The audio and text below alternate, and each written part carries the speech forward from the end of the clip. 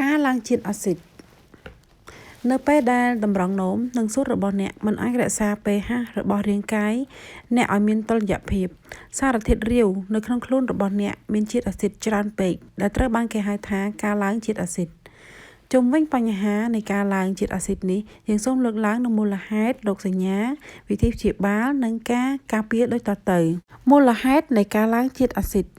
ការឡើងជាតិអាស៊ីតកាត់ឡើងនៅពេលដែលមិនអាចកម្ចាត់អាស៊ីតបានគ្រប់គ្រាន់ Diabetic acidosis ដែលកើតឡើងចំពោះអ្នកជំងឺទឹកនោមផ្អែមដែលគ្រប់គ្រងមិនបានល្អ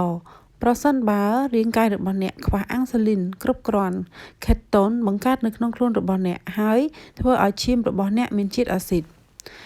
Hyperchloremic acidosis បណ្ដាលមកពីការបាត់បង់សូដ្យូមប៊ីកាបូណាតដែលជួយរក្សាលំនឹងឈាមទាំងរាគហើយនិងក្អួតអាចបណ្ដាលឲ្យកើតអាស៊ីតប្រភេទនេះ Lactic acidosis ដែលកើតឡើងនៅពេលមានអាស៊ីត lactic ច្រើនពេកនៅក្នុងខ្លួនមូលហេតុអាចរួមមានការប្រើប្រាស់គ្រឿងស្រវឹងរ៉ាំរ៉ៃជំងឺខ្សោយបេះដូងមហារីកប្រកាច់ខ្សោយថ្លើមកង្វះអុកស៊ីសែនយូរនិងជាតិស្ករក្នុងឈាមទាបការហាត់ប្រាណយូរក៏អាចនាំឲ្យមានអាស៊ីត lactic ឡើងដែរ Renal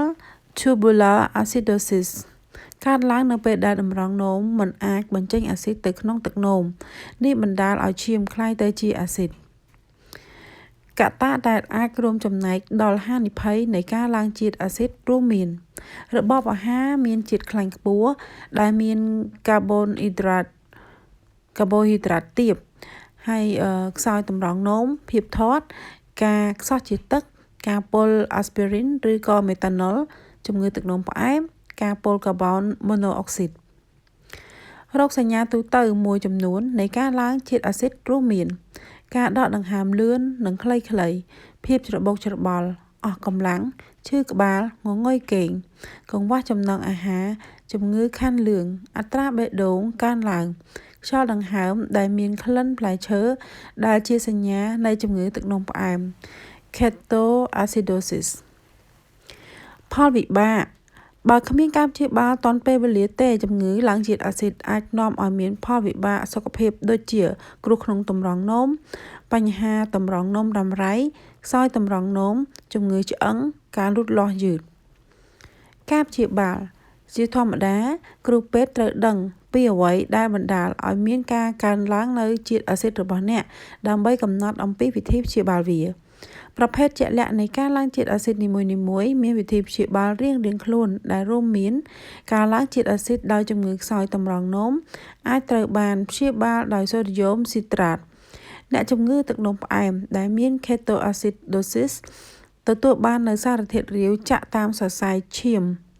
និងអាំងស៊ូលីនដើម្បីធ្វើឲ្យមានតុល្យភាព pH របស់ពួកគេការព្យាបាលអាស៊ីត lactic អាចរួមបញ្ចូលថ្នាំគ្រាប់ប៊ីកាបូណាតសារធាតុរាវ IV អុកស៊ីសែនឬថ្នាំអង់ទីប៊ីយោទិកអាស្រ័យទៅលើមូលហេតុចំពោះអ្នកដែលមានអាស៊ីត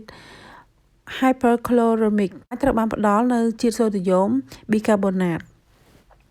ការការពារអ្នកមិនអាចការពារនៅជាតិអាស៊ីតបានទាំងស្រុងទេអ្នកអាចធ្វើដូចខាងក្រោមនេះដើម្បីកាត់បន្ថយហានិភ័យនៃការឡើងជាតិអាស៊ីតមេតាបូលិកមានដូចជារក្សាជាតិទឹកដោយផឹកទឹកឲ្យបានច្រើនប្រសិនបើអ្នកជាអ្នកដែលមានជំងឺទឹកនោមផ្អែមចូលគ្រប់គ្រងកម្រិតជាតិស្ករក្នុងឈាមរបស់អ្នកប្រសិនបើអ្នកប្រើគ្រឿងស្រវឹងសូមពិចារណាកាត់បន្ថយដោយសារការប្រើប្រាស់គ្រឿងស្រវឹងរ៉ាំរ៉ៃអាចបង្កើនការបង្កើតអាស៊ីត lactic ប្រភពមកពី Headline ចា៎នេះខ្ញុំបានដកស្រង់នៅអត្ថបទខ្លីមួយទៀតនិយាយអំពីការលើសជាតិអាស៊ីតដែរពី website Hello Crupet ដែលមានចំណងជើងថាលើសជាតិអាស៊ីតទៅជាសន្លាក់អាចមកពីទម្លាប់ញ៉ាំបែបនេះចា៎នេះគឺជាការរៀបរៀងដោយដេតចាន់នីហើយនឹងត្រួតពិនិត្យដោយវេជ្ជបណ្ឌិតច័ន្ទស៊ីណេតជំងឺរលាកសន្លាក់មានច្រើនសន្តានប៉ុន្តែជំងឺរលាកសន្លាក់មួយដែលគេតែងតែជួបប្រទះញឹកញាប់គឺជាជំងឺមួយដែលកើតឡើងដោយសារការលើសជាតិអាស៊ីតអ៊ុយរិកក្នុងឈាមនេះបើតាមការបកស្រាយរបស់មន្ទីរពេទ្យកាល់ម៉ែតមានកត្តាប្រឈមសំខាន់ 2តាក់ទងទៅនឹងទម្លាប់នៃការញ៉ាំរបស់យើងដែលឈានទៅដល់ការលើសជាតិអាស៊ីតនៅក្នុងឈាមនោះគឺការញ៉ាំច្រើនលើសកម្រិតពិសេសការញ៉ាំសាច់និងគ្រឿងសមុទ្រកត្តាប្រឈមដែលនាំឲ្យលើសជាតិអាស៊ីតអ៊ុយរិក